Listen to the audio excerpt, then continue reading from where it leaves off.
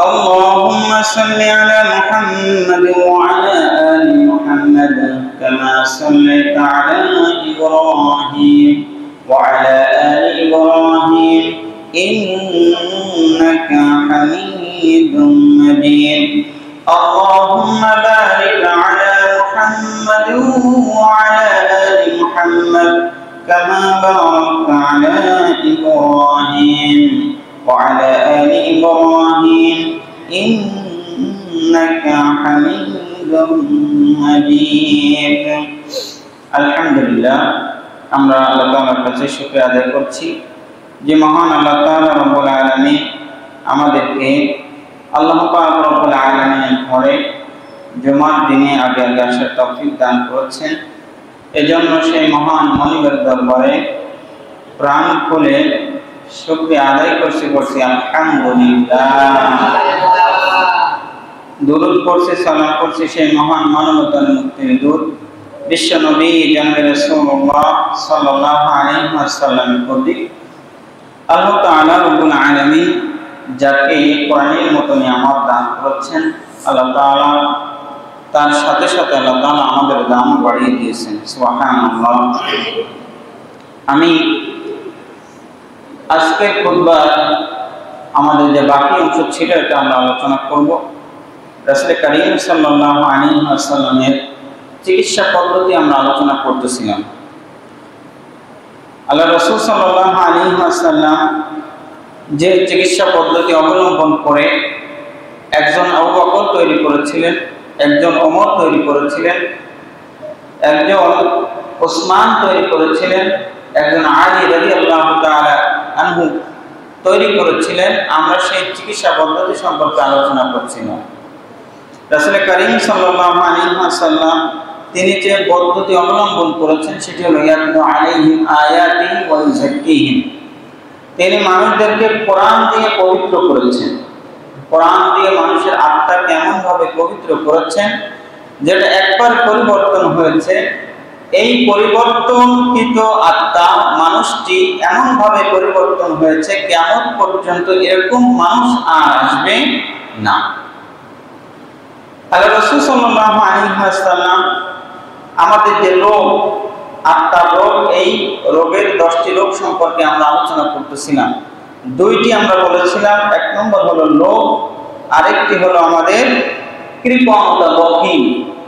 3 নম্বরটি হলো যে আল্লাহ তাআলা রব্বুল আলামিন কোরআনুল কারীমের একাধিক আয়াতে সূরাতুল আল ইমরান সহ সূরাতুল ইউনূসের 92 নম্বর আয়াত সহ একাধিক আয়াতে আল্লাহ তাআলা রব্বুল আলামিন এই রোগটির কথা বলেছেন। সেটি হলো দীর্ঘ আশা, মানুষের বেশি দিন বাঁচার আশা। এবং এটার দ্বারা যেটি হয় সেটি হলো যে মানুষ যখন বেশি দিন বাঁচার আশা করে তখন এই ব্যক্তি দুনিয়া থাকাকালীন সময়ে আল্লাহ তাআলাকে ভুলে যায়। পৃথিবীতে সবথেকে বেশি বাঁচার আকাঙ্ক্ষা করেছিল হলো ইবলিস। আল্লাহ তাআলা যখন তাকে বললেন যে তুমি নেমে যাও জান্নাত থেকে, তখন ইবলিস আল্লাহর কাছে বলেছিল যে আল্লাহ আমাকে 3টা জিনিস দিতে হবে। 1 নম্বর হলো যে আমাকে কিয়ামত পর্যন্ত আমাকে বাঁচিয়ে রাখতে হবে, কিয়ামত পর্যন্ত আমাকে বাঁচিয়ে রাখতে হবে। এই যে দীর্ঘ বাঁচার আশা, এটা সর্বপ্রথম ইবলিস তৈরি করেছিল।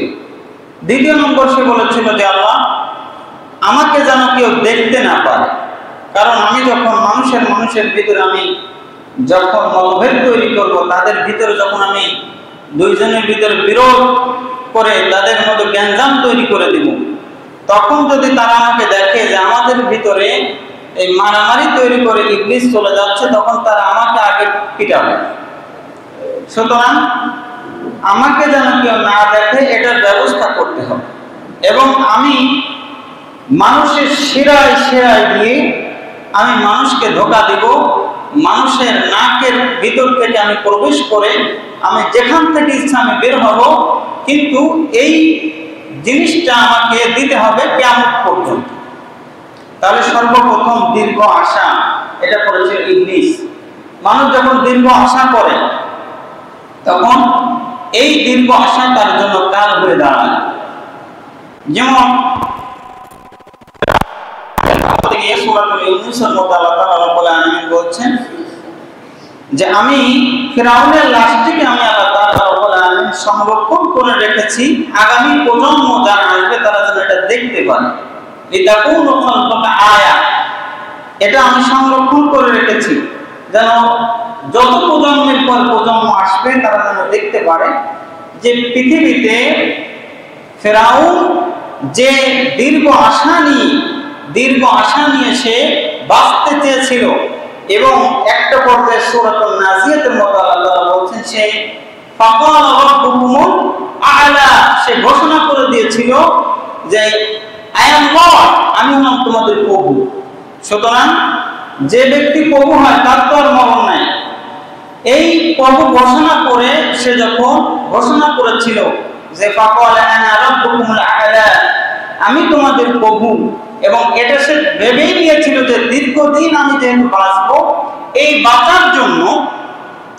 বাঁচার ফলে পৃথিবীর যতই জুলুম করি না কেন এই জুলুম আমাকে কিছুই করতে পারে না। তাহলে তৃতীয় নম্বর হলো যে আমাদেরকে কি করা, যে দীর্ঘ আশা নিয়ে যে বাঁচা, যে আমি দীর্ঘদিন বাঁচবো। আচ্ছা বলুন তো, যে দীর্ঘদিন কোন ব্যক্তি অর্থাৎ পৃথিবীতে যে জন্মগ্রহণ করেছে এই ব্যক্তির তার মৃত্যুর স্বাদ অবশ্যই গ্রহণ করতে হবে। একজন বিজ্ঞানী তিনি কোরআন নিয়ে একবার গবেষণা করতে বসলেন। গবেষণা করতে তিনি প্রথমত এই বিজ্ঞানী প্রথমে চেয়েছিলেন যে কোরআনের ভিতরে যে ভুল আছে এটা আমি বের করব। তিনি যেহেতু বিজ্ঞানী, এই বিজ্ঞানীর পরে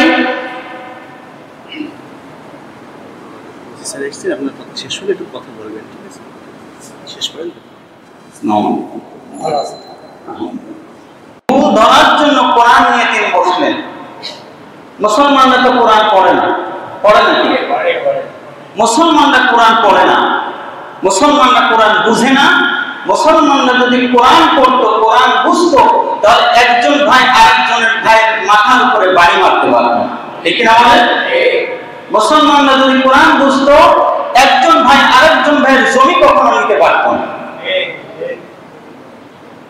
একজন পণ্ডিতের কাছে বলা হয়েছিল যে পৃথিবীতে সবথেকে ভাগ্যবান জাতি কি? ওই পণ্ডিত উত্তর দিয়েছিল যে মুসলমানরা। ওই ব্যক্তির কাছে আবার জিজ্ঞেস করা হয়েছে যে পৃথিবীতে সবথেকে দুর্ভাগ্য জাতি কারা? ওই ব্যক্তি আবার বলেছে মুসলমান। তো ওনার কৌতূহল হলো যে মুসলমানরা সবথেকে ভাগ্যবান জাতি, আবার মুসলমানরা সবথেকে হতভাগা জাতি, এটা কিভাবে সম্ভব? তো উনি আবার প্রশ্ন করলেন যে এটা কিভাবে সম্ভব? যারাই সবথেকে বেশি ভাগ্যবান তারাই দুর্ভাগ্য, এটা কিভাবে সম্ভব?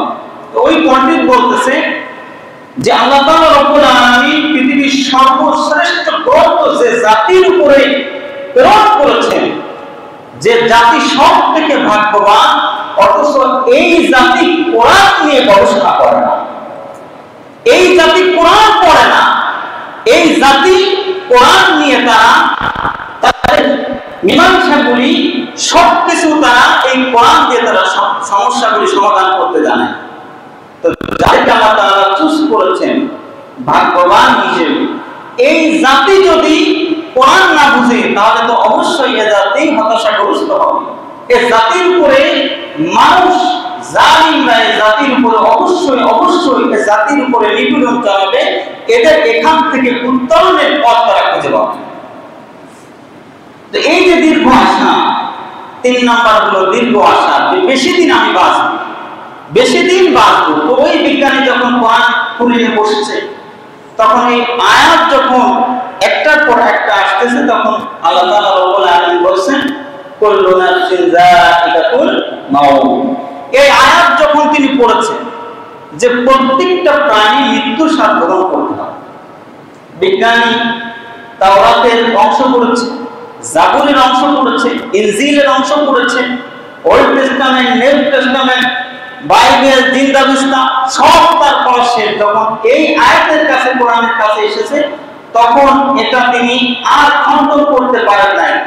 যে পৃথিবীতে একবার জন্ম গ্রহণ করেছে, যার প্রাণ আছে, তাকে অবশ্যই তাকে মৃত্যুর স্বাদ আল্লাহ বলেছেন যে গ্রহণ করতে হবে। বিজ্ঞানী এই আয়াত নিয়ে গবেষণা করে তার অন্তর চক্ষু খুলে গিয়েছে, সাথে সাথে ব্যক্তি আল্লাহ মুসলমান হয়ে গিয়েছে। এই যে দীর্ঘদিন বেঁচে থাকবো এটার আশা, এটা একটা অন্তরের রোগ। আর এর দ্বারা কি হয়, দুনিয়ায় এই ব্যক্তি যে আল্লাহ তাআলা যেটা বলেছেন এটা ভুলে যায়। দুনিয়ায় যে আমাকে করতে হবে একটা আমল, যে জুমার দিন আমাকে আগে আগে আসতে হবে, জুমার দিনে রাসূল করিম সাল্লাল্লাহু আলাইহি ওয়াসাল্লাম একটা স্বতন্ত্র সূরা আল্লাহ তাআলা দিয়েছেন যে এই জুমার দিন আমাকে আগে আগে আসতে হবে। যেহেতু আমার দীর্ঘদিনের বাঁচার আশা, এই জুমায় না যায় আগামী জুমায় যাবে, আগামী জুমায় তারপরে জুমা যাবে, এই যে আশা, দীর্ঘ আশা যে আমি দীর্ঘদিন বাঁচবো, গেলেই তো হয়। এটা মানুষের আমলকে ছুটিয়ে নেয়, মানুষের আমলকে ভুলিয়ে দেয়। তাহলে তৃতীয় নম্বর হলো দীর্ঘদিন বাঁচার আশা, দীর্ঘ আশা। চতুর্থ নম্বর হলো গদব, এটাকে বলে রাগ, গোসা। রাসূল করিম সাল্লাল্লাহু আলাইহি ওয়াসাল্লামের কাছে এক ব্যক্তি আসছে, ব্যক্তিটি ছিল বেদুই। আসার পর বলছেন, ইয়া রাসূলুল্লাহ, আপনি আমাকে একটা নসিহত করুন, যে নসিহতের দ্বারা আমি আমার জীবনকে পরিবর্তন করব এবং এটাই যেন আমার শেষ নসিহত হয়। কারণ আপনার থেকে আমার যে দূরত্ব, এটা আসতে অনেকদিন সময় লাগে। আর আমি একজন বেদুই, বেদুইনরা সাধারণত রুগ্ন হয়, তারা কষ্ট সহিষ্ণু হয়, মরুভূমিতে তারা অত্যন্ত কষ্টের সাথে তারা জীবন যাপন করে। তো বলছেন যে ইয়া রাসূলুল্লাহ, আপনি আমাকে একটা নসিহত করুন, এই নসিহতটাই আমি মানব, অন্য আমলগুলি যেন আমি না মানলেও যেন একটা আমল মেনে আমি জান্নাতে যেতে পারি। সুবহানাল্লাহ। সাবির রাদিয়াল্লাহু তাআলা আনহুকে আল্লাহ রাসূল বললেন, লা তাকদাব। সাবি বললেন যে এত কষ্ট করে এত দূর পর্যন্ত আসলাম, লা তাকদাব মানে হলো যে খবরদার, রাগ করবা না। সাবি বলছেন যে ইয়া রাসূলুল্লাহ, আপনি আমাকে আরেকটু নসিহত করুন। আল্লাহ রাসূল বলেন, লা তাকদাব।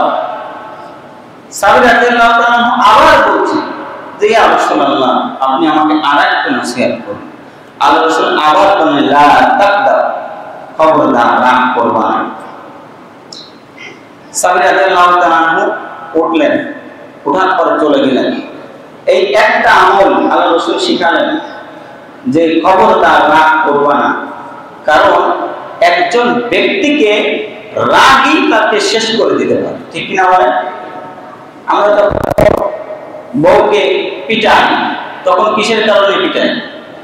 কথা কম না, যখন তালাক দিই, তুই তালাক, তোর মা তালাক, তোর 14 গোষ্ঠী তালাক, এটা কিসের দ্বারা হয়? রাগের দ্বারা। মুসা আলাইহিস সালাতু ওয়াস সালাম আল্লাহর জলিল কদর পয়গম্বর ছিলেন, তাকে আল্লাহ তাআলা যখন তাওরাত দিলেন, মুসা আলাইহিস সালাতু ওয়াস সালাম তো খুব রাগী নবী ছিলেন, দুইটা জামা পরতেন। তিনি যখন রাগ করতেন তখন তার মাথা দিয়ে ধোঁয়া বের হতো, এত রাগ ছিল। দেখেন আল্লাহ তাআলা যখন তাকে তাওরাত দিয়ে বললেন যে মুসা ইযহাব ইলা ফিরাউন, ফিরাউনের কাছে যাও, ইন্নাহু তাগা, কারণ সে স্বৈরাচার হয়ে গিয়েছে, সে মানুষের উপরে জুলুম করতেছে। কিন্তু যখন আল্লাহ তাআলা পাঠাচ্ছেন তখন আল্লাহ তাআলা বলছেন যে মুসা রে, কওলান লাইয়িনা, ভালো কথা বলবা, উত্তম কথা বলবা, এবং ফিরাউনের সাথে যখন কথা বলবা কওলান লাইয়িনা, নরম সুরে কথা বলবা। সুবহানাল্লাহ। কাকে বলছেন? যে ব্যক্তি ফিরাউনের বাহুটিকে এক চড়ে জায়গায় মেরে ফেলেছে, এত শক্তি আল্লাহ তাআলা তাকে দিয়েছে, এত রাগ। ফিরাউনের কাছে যাচ্ছে দাওয়াত দিতে, আল্লাহ বলছেন যে মুসা রে, কওলান লাইয়িনা, ভালো কথা বলবা, নরম সুরে কথা বলবা, উত্তম কথা বলবা। সুবহানাল্লাহ। আল্লাহ তাআলা অন্য আয়াতে কি বলছেন? ওয়ামান আহসানু কাওলাম মিম্মান দাআ ইলা আল্লাহ ওয়া আমিলা সালিহান ওয়া ক্বালা ইন্নানী মিনাল মুসলিমিন। মুসলিমিন। আল্লাহ বলছেন যে তার কথা থেকে উত্তম কথা কার হতে পারে? ওমান আহসানু কাওলান মিম্মান দাআ ইলাল্লাহ, যে ব্যক্তি আল্লাহ পথে মানুষকে ডাকে সুবহানাল্লাহ এবং বলে যে আমি মুসলিম। এখন দায়ীর ভাষা কি হতে হবে? আল্লাহ আবার বলছেন ফাবিমা রাহমাতিন মিনাল্লাহি লিনতা লাহুম, ও নবী আমি তোমাকে নরম বানিয়েছি, ওয়া মা আরসালনাকা ইল্লা রাহমাতাল লিল আলামিন, পৃথিবীর সব থেকে নরম দিলের অধিকারী আমি আল্লাহ তাআলা আপনাকে বানিয়েছি। সুবহানাল্লাহ। আপনারা জানেন আব্দুর রহমান আলিমের একটা বই আছে এনজয় ইউর লাইফ। উনি এখানে যারা দাওয়াত দেন, বাংলাদেশের অনেক সংগঠন তাবলীগ বলেন, প্রত্যেকটা মানুষ আমরা দাওয়াত দিই না? দাওয়াতের ভাষা কি হবে, টোনটা কি হবে? উনি বলছেন যে এক ইমাম সাহেব মসজিদে নামাজ পড়তে আসবেন, তো আসার পথে দেখেন যে এক লোক খেজুর গাছে রস পাড়তেছে, তার ইজারাটা লুঙ্গিটা কাঁচা দিন, কাঁচা বলি তো আমরা এটা, তার হাঁটু দেখা যাচ্ছে, খরচ তরফ হয়ে যাচ্ছে। ওই ইমাম সাহেব বলে, আরে তুমি তো ইসলামটাকে শেষ করে দিলা। তখন ওই ব্যক্তি তো খেজুর গাছের মাথায়, আর এমনি চাষি লোক সাধারণত কাজ করলে রাগান্বিত থাকে, তখন বলতেছে যে দাঁড়াও আমি আসতেছি। তখন ওই যে তার হাতে যে লম্বা দাও, ওই নিয়ে যখন নামতেছে ইমাম সাহেব নিচে দৌড়, যে মসজিদে গিয়ে সলাতে দাঁড়িয়েছে সামনের কাতারে, আর বুঝতে পারে না ওই লোক কিন্তু বাইরে দাঁড়িয়ে রয়েছে সেই চাকু নিয়ে। তো ইমাম সাহেব যখন বের হয়েছে বলছেন, হুজুর এখানে আমি তো গাছের মাথায় ছিলাম, আমাকে কে যেন বেশি কথা বলে আমার কাছে আসছে, মসজিদের রয়েছে, আমি তাকে খুঁজে পাচ্ছি। তো ওই ব্যক্তি ওই বলে চলে গেছে। দ্বিতীয় দিন যখন আসতেছে ইমাম সাহেব, তখন দেখতেছেন যে ওই ব্যক্তি আবার ওই গাছ কাটতেছে। তখন বলতেছে কালকে দাওয়াতের ভাষাটা কেমন ছিল দেখি, আজকে আল্লাহ রাসূল সাল্লাল্লাহু আলাইহি ওয়াসাল্লাম যেভাবে দাওয়াত দিতে বলছেন আমার তাআলা। তখন ওই ব্যক্তি দাওয়াত দিয়েছে প্রথম কথা, মুসলমান যখন অন্য মুসলমানের সাথে কথা বলবে সর্বপ্রথম কথা হবে কি? তখন প্রথম দিয়েছে সালাম। ওয়ালাইকুম আসসালাম। বলছে ভাই আপনি একটু নামবেন, আপনার সাথে একটু কথা ছিল। তো ওই ব্যক্তি নেমেছেন, আমার পরে ইমাম সাহেব বলতেছে যে ভাই আপনি কেমন আছেন, আপনার সন্তান কেমন আছে? আমার তো খুব কষ্ট হয় গরমের দিনে। যে আচ্ছা ঠিক আছে ভাই, আমি তো নামাজ পড়তে যাচ্ছি না, তা আপনি যদি নামাজ পড়তে যাইতেন তো ভালো হতো। তখন ওই ব্যক্তি কাঁচা ছেড়ে দেবে, কি কারণ তো নামাজ পড়তে যাবো? ওই ব্যক্তি নামাজ পড়তে আসছে।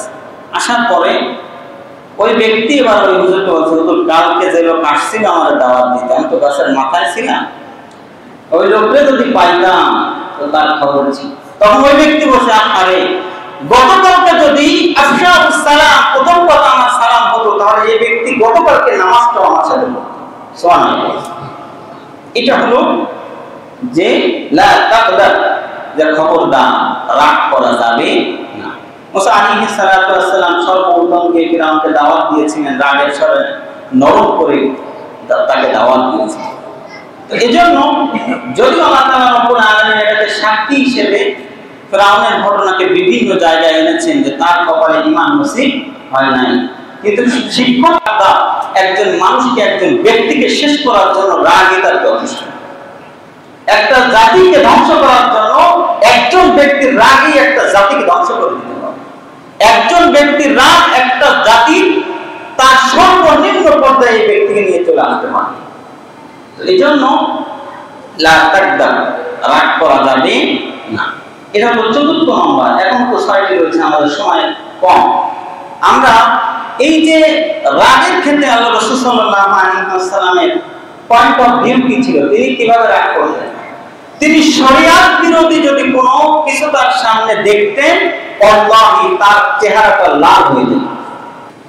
এজন্য শরিয়াতের দিক থেকে যদি কোনো আপনার সামনে এরকম হয় যে শরিয়াত লঙ্ঘিত হচ্ছে, যে আপনার সন্তান নামাজ পড়ে না, 7 বছর হয়ে যাচ্ছে, 10 বছর হয়ে যাচ্ছে নামাজ পড়ে না, তাহলে এক্ষেত্রে আপনি রাগ করবেন না?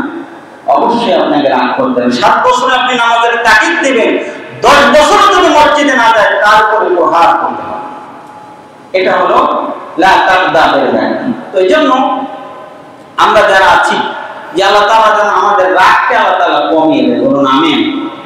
এবং রাগ যখন আসবে রাসূল বলেছেন যে দোয়া করব লা হাওলা ওয়ালা কুওয়াতা ইল্লা বিল্লাহ। এবং যখন দাঁড়ায় রাগ হয়ে গেছে তখন সাথে সাথে বসে পড়বা, যদি বসা অবস্থা না হয় শুয়ে পড়বা। আর যদি একান্ত রাগ না যায় তাহলে সাথে সাথে ওযু করে সালাতে দাঁড়িয়ে যাবে। সুবহানাল্লাহ। আল্লাহ তাআলা আমাদেরকে বাকি যে 6টি আছে আমরা আগামী জুমায় আলোচনা করব, যে প্রত্যেকটা বিষয় যে আত্মার রোগ আল্লাহ তাআলা আমাদেরকে এটাকে দূর করার জন্য যে ফর্মুলা আমাদের সামনে এনেছেন, আল্লাহ তাআলা আমাদের সকলকে যেন বোঝার তৌফিক দান করেন। ওয়ালা তাওফিক ইল্লা বিল্লাহ। আমাদের সামনে উপস্থিত হয়েছেন আমাদের সম্মানিত মেহমান, তিনি কথা বলবেন। আমরা সকলেই কথাগুলি মনোযোগ দিয়ে শুনব।